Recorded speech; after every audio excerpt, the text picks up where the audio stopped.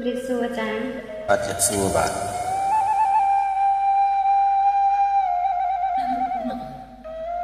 ช่วย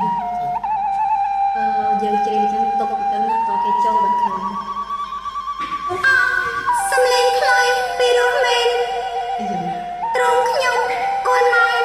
សែងខ្លាប់សាតាសំលេងនោះជាអ្នកណា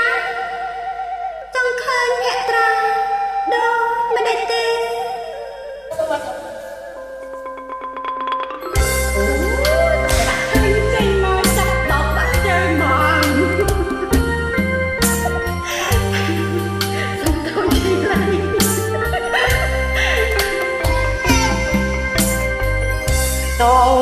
ចង់ស្គាល់បងមកដល់ហើយ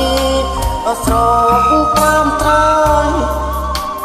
តែដល់ណាពេល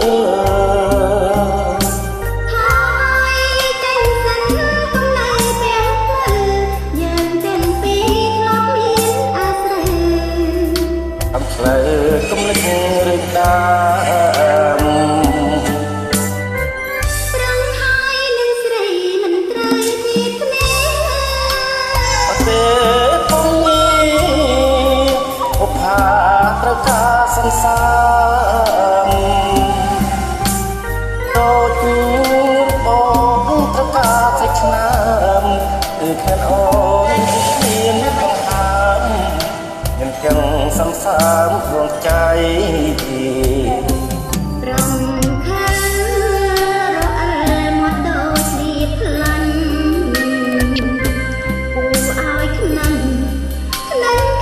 ជាប់ក្នុងហារតីមកយកពូឲ្យធ្វើជាសាក់ស្រីរត្រាដេកដីស្ម័គ្រស្រីជានិច្ចបាស្មងត្រេះស្មងបងកុំដល់ដៃអលូកស្័យយប់ថ្ងៃគ្មានការកិច្ចអត់វល់មកថាមិនតិចចង់សងក្លិនដូចពេជ្របំពេញរឿងចាស់អាស្រូវ